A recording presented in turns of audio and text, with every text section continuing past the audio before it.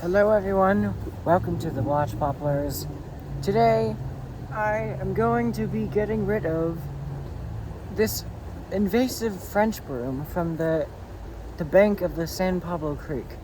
I'm at the area where I usually start my adventures, which is it's right there. And that's where I enter. And then I walk along there through the Buckeye, which is leafing out. Or I walk through this area here, and that's my backpack. I haven't mentioned this thing yet, but there is a kind of agate that forms here.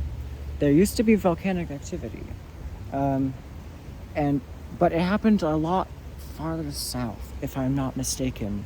Maybe. I mean, it was all shifted and stuff, and as it was carried here. But I just cracked this nodule of agate open.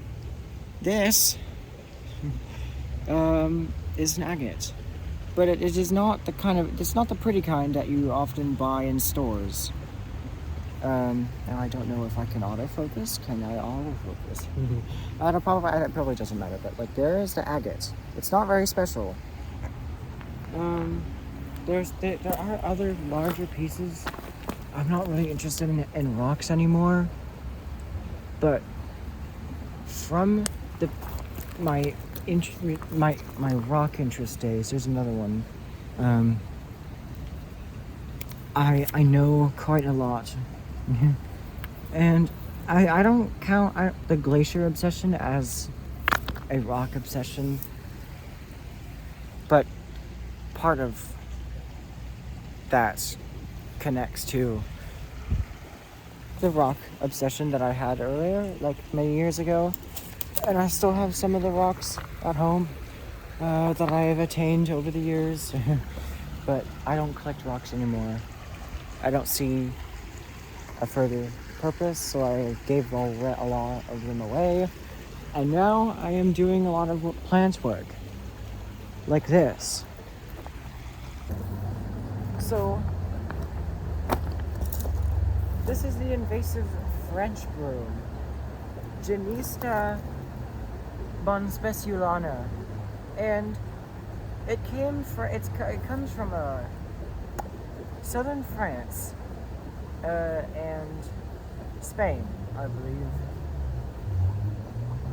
It's very noxious. It has a very high germination rate and a high seed production, and a tree like I'll show you. So there's one over here that looks like it's probably 30 years old. This one here,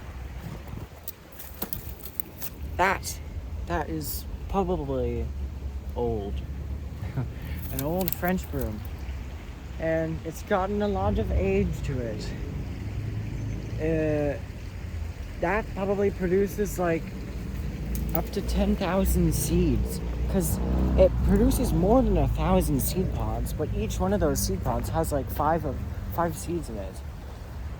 And you can see that there's lots of flower buds getting ready to bloom. Unfortunately you can't focus, but I can't focus, but I want to kill this before the flowers get out of control and it starts seeding.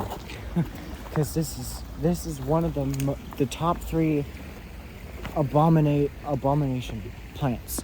There's eucalyptus, there's French broom, and then there is English ivy, which is the worst. I think English ivy actually can kill other trees. Well, I mean, all these invasives, all 3 of these invasives kill plants. The native ones, but English ivy, it doesn't change at all. It has horrible smelling flowers. They smell like semen, and it is unchanging, green all year round. And the luckiest you can get is if they get winter colors. The ivy can get purple winter colors, only if it's exposed to the cold.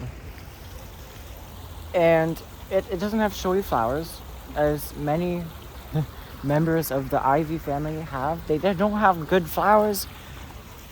It's a horrible plant. I don't know why it was brought over here, but we gotta make up for our mistakes and we gotta get rid of it.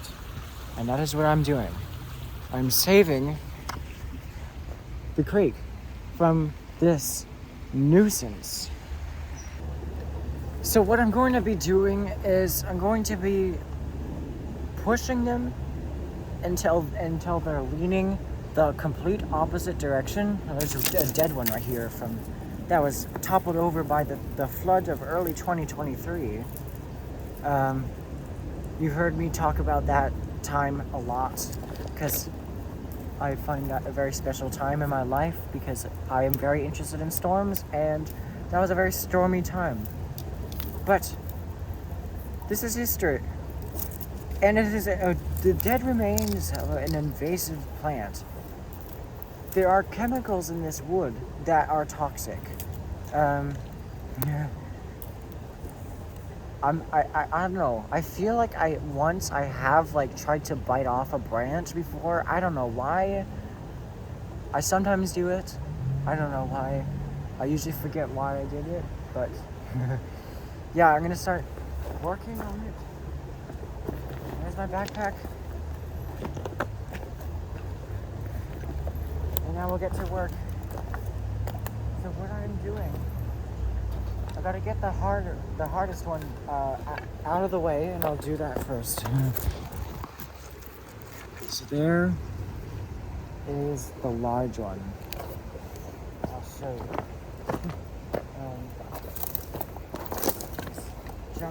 That is Scotch brush. I always call it Scotch brush because for like almost over a decade I was taught that it's pronounced Scotch brush, but that is the one that is deciduous. This is French Broom. This is a dead one. That is quite easy. I got that out.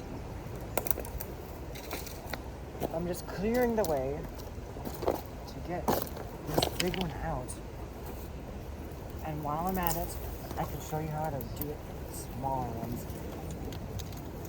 Ooh.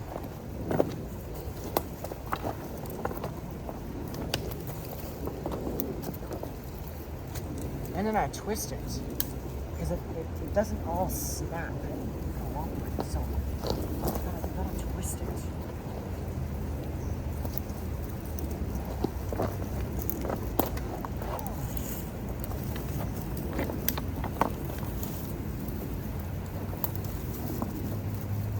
Oh, there's a golf ball. You know, fuck the golf course, fuck OCC. I'd rather see OCC in Florida where it rains like every single day. Alright. Oh. I hate golf. It does not belong in dry areas. You should see our summers. Our summers are more than 6 months long. And therefore, I think golf is wrong.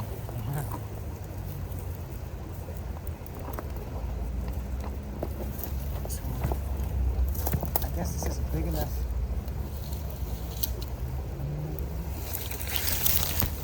Oh, sorry. Oh, God.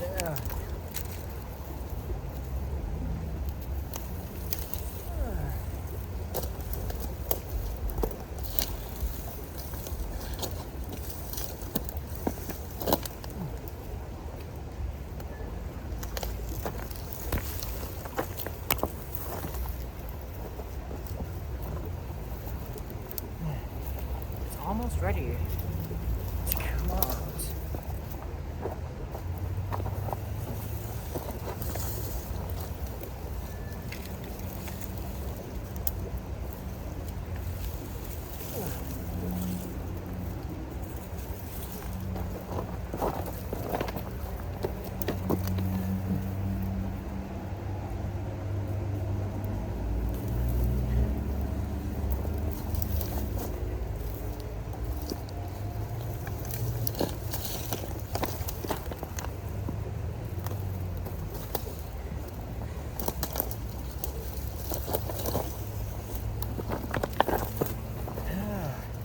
I've got it.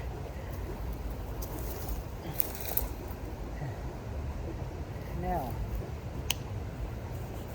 I'm gonna clear. Maybe I should clear the others first. I'll do that. I'm the only soul I know who does this. No one else has the courage or the time to do this. I'll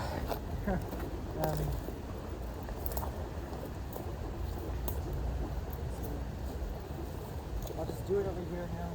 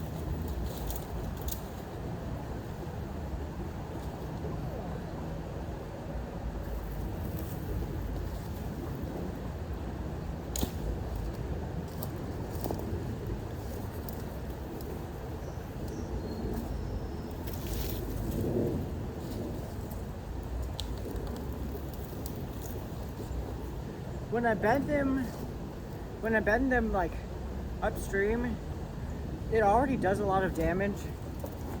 I originally only did that, and I saw a lot of dieback as a result. So it's quite successful.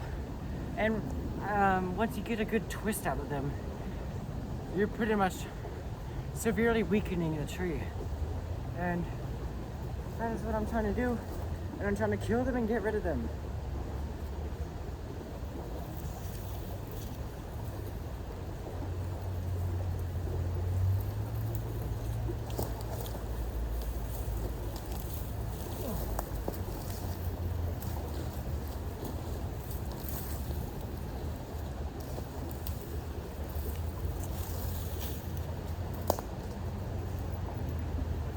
I don't think that, because when I'm pulling them out, it gets a pretty good part of the upper main root flare and part of the taproot with it, so I don't think it's going to resprout.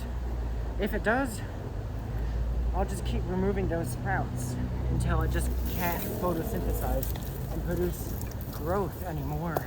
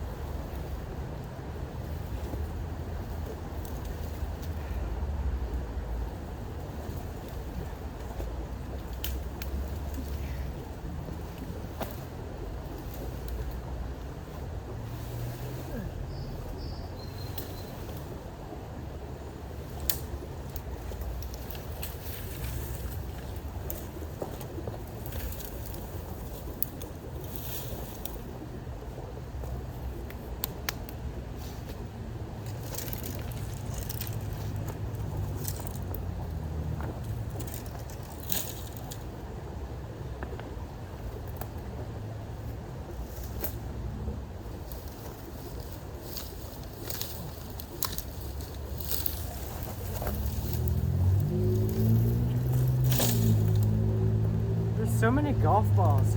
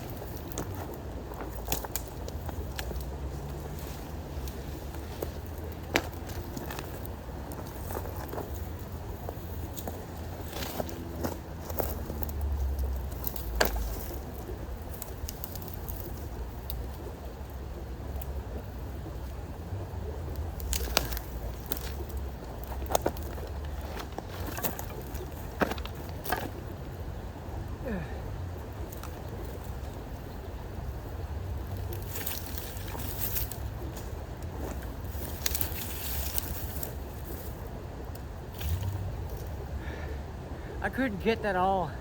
It just kept twisting. But that's not gonna regrow. Alright.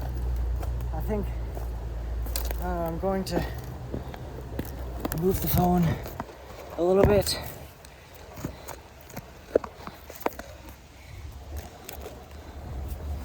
Okay.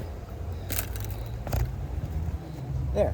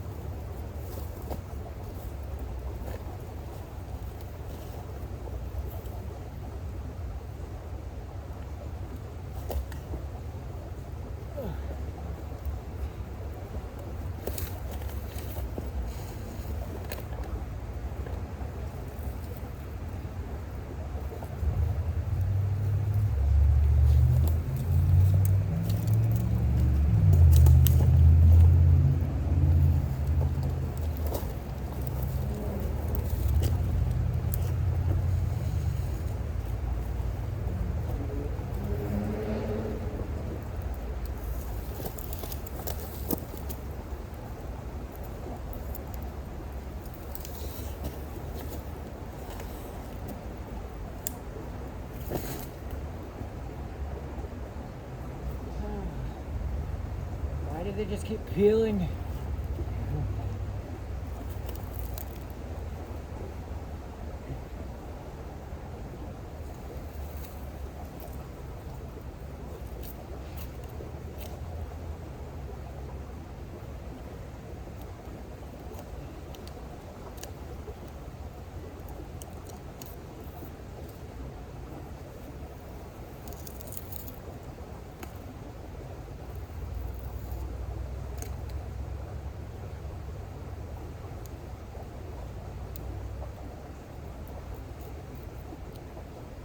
And now I am bleeding.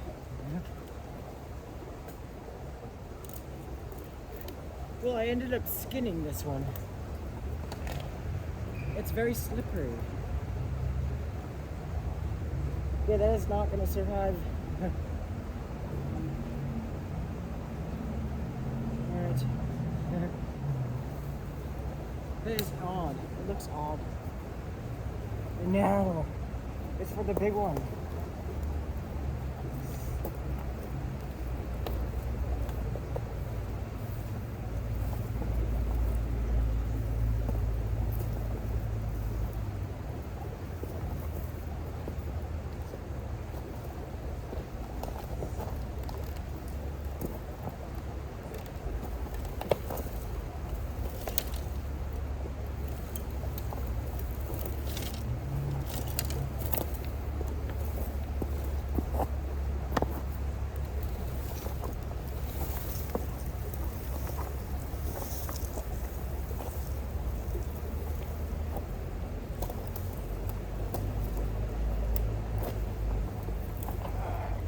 Oh.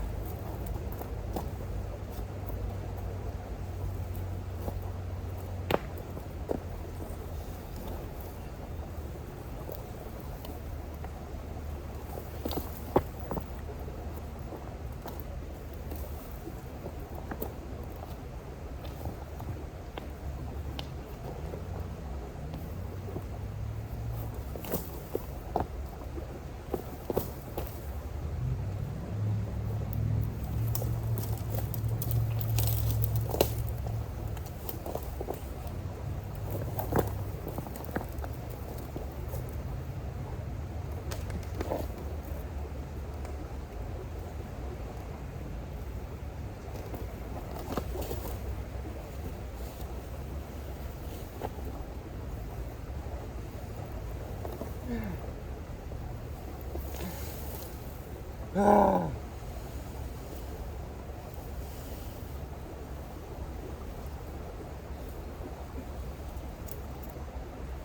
Okay, I've got it.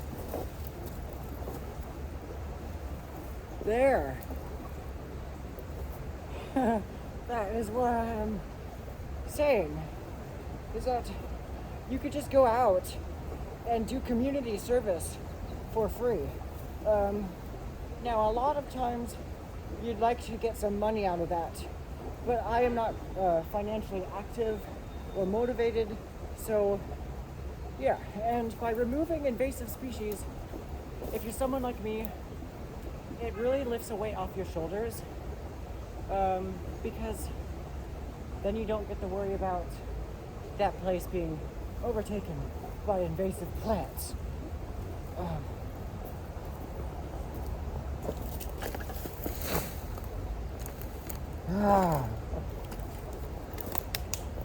There are still some others, small ones, that I could just pull out the ground.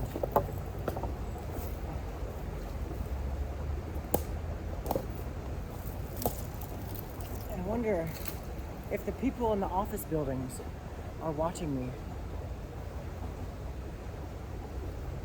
I wonder if they know that this plant is very obnoxious.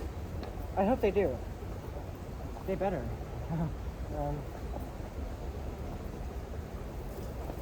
And I don't mind if they're watching me.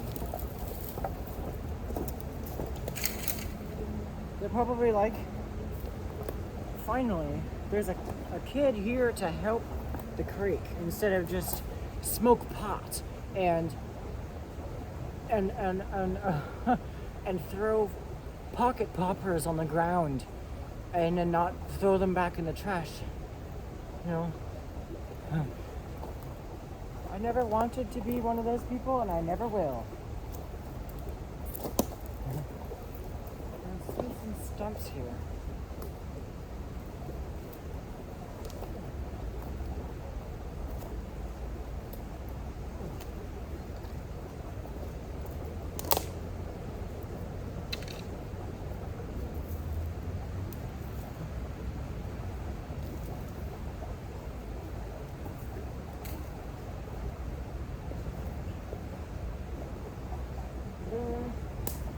That's pretty much it.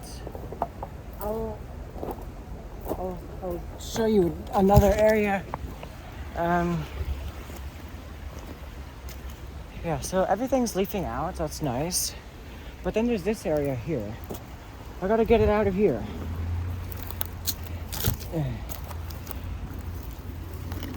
I'm gonna get blisters soon. I don't want to get blisters before I go skiing this weekend. I'll show you that. That would be among the watch poplars.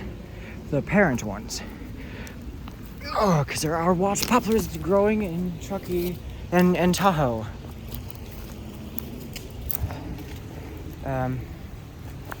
Yeah, it's really lovely here. There's, like, look at this. Alders are leafing out. Maybe the buds on the sycamore are starting to swell as well. I'm not sure. Yeah, the willows, wow. The willows have just lovely flowers. Little catkins. Here's the plum forest.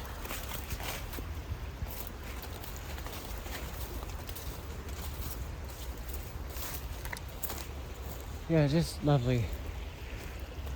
This is gonna look very nice. You know, maybe like a week, it'll be in full bloom. And then there's these. I hate them. Ugh. I had to use the bathroom.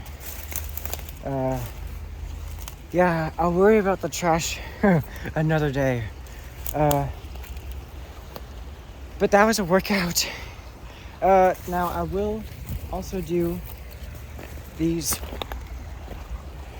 ones. Oh, there's something peculiar over here. What? It looks like it might work, but I'm not a Hot Wheel kind of person. No, I'm not. But that should definitely go in the recycling, because every single part of that Hot Wheel is recyclable.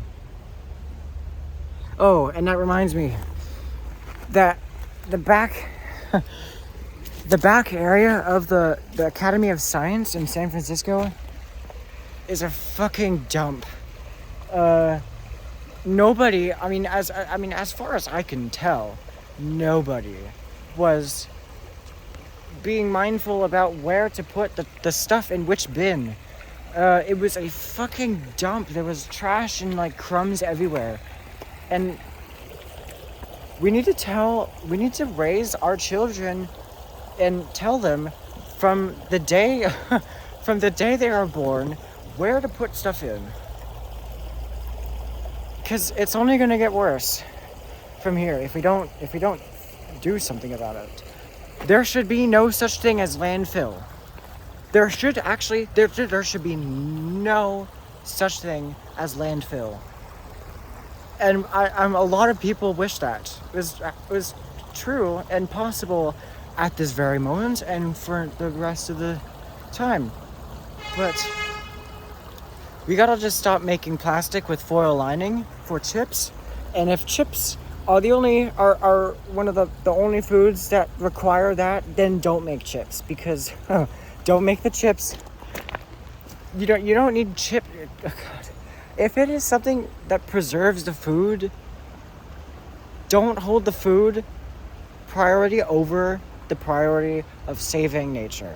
And I am being honest with you. It is literally a universal thing to know and to do. It's a really good practice. Don't buy things that have foil lining in them. Doritos, Fritos, Ruffles. I have a guilty pleasure for those sometimes, and I try not to eat those because they really suck. They have all these chemicals, especially the Doritos. A lot of the bros, like my brother, probably don't understand that because he doesn't. Well, I shouldn't talk about specific family members, but just remember that foil-lined plastic, if it's shiny and metallic on the inside, but it feels like plastic, it sounds like plastic, it's landfill. And I do want to join a group someday where I can go out into a dump and sift and look through it, get my hands dirty, and pick out anything that can be recycled. And leave the food. Plus, why do we make tape? Why is tape not recyclable? It's because the sticky stuff is not recyclable when it is added to plastic. There's gotta be some way around it. I will now work on this section now.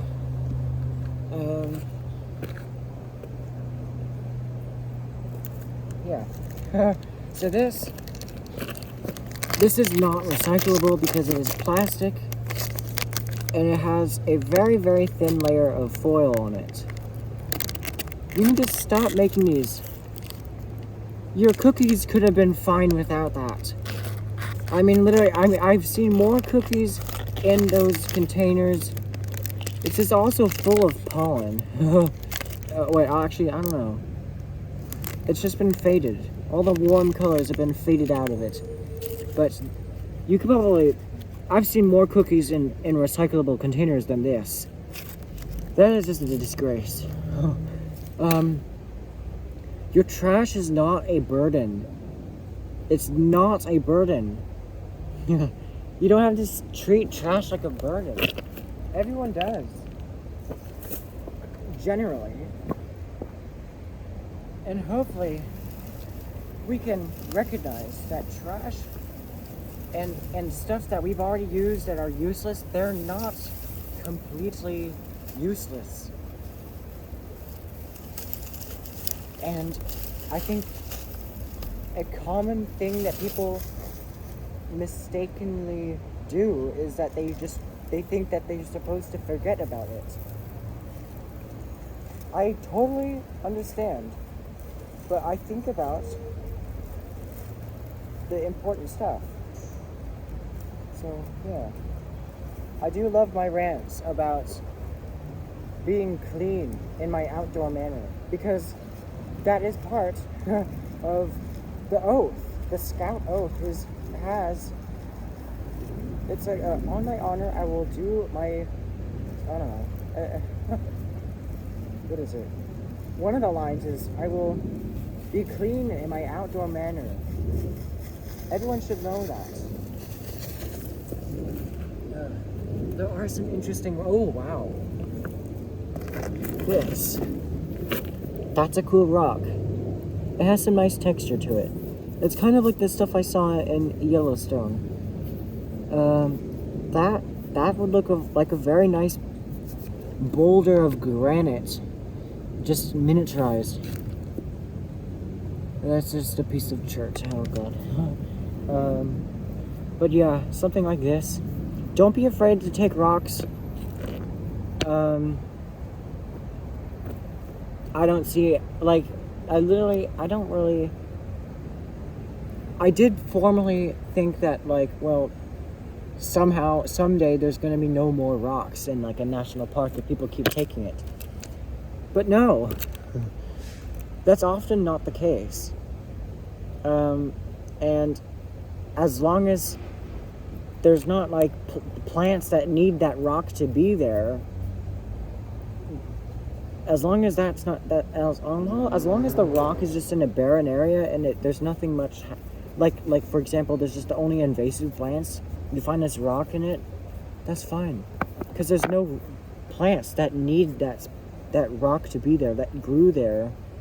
It will evolve to grow in that kind of environment and sprouted under that rock. So if that's not the case, then that's fine. And that's the case of this rock. This rock is now bonsai worthy. So I'll put that in my pocket. And I'm trying to find a place for it. Yeah, my back pocket. So, yeah. Now. Yeah, there's just crap everywhere.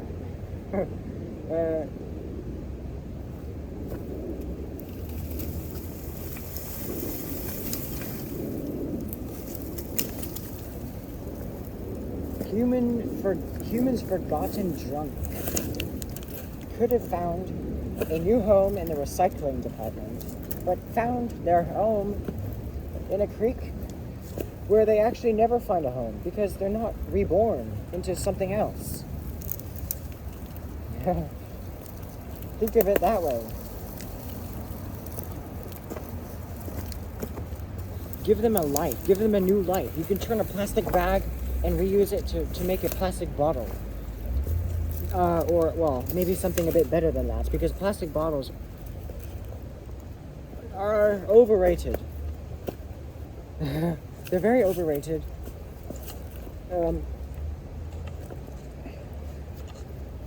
And, yeah, they do, in fact, always, constantly, on a very microscopic level. That's why you can't detect it. You can't see pieces of plastic coming off of it as you drink it.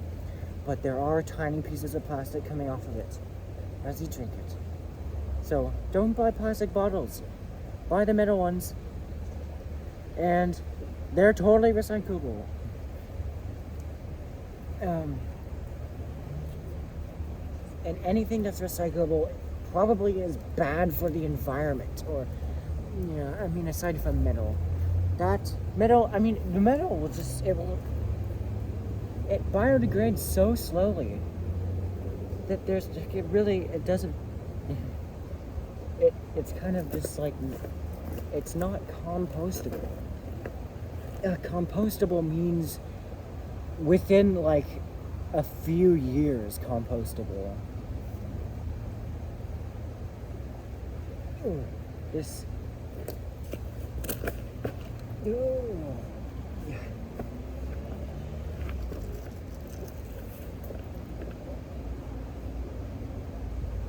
I just forgot where my phone was, and I realized it's right there.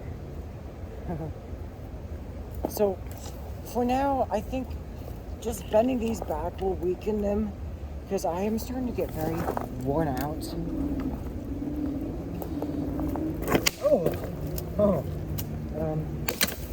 Yeah. So I'm getting worn out. I'll come back here and finish off the rest of them in another location.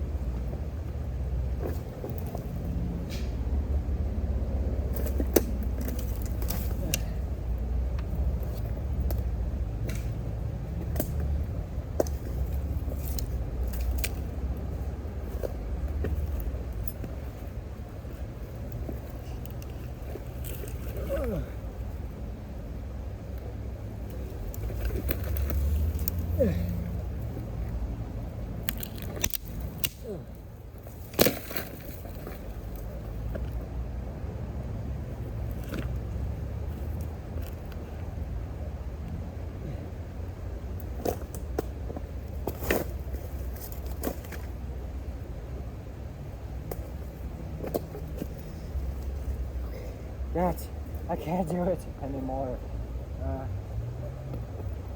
Yeah. So I did that without getting a blister, but I do feel hot spots, definitely.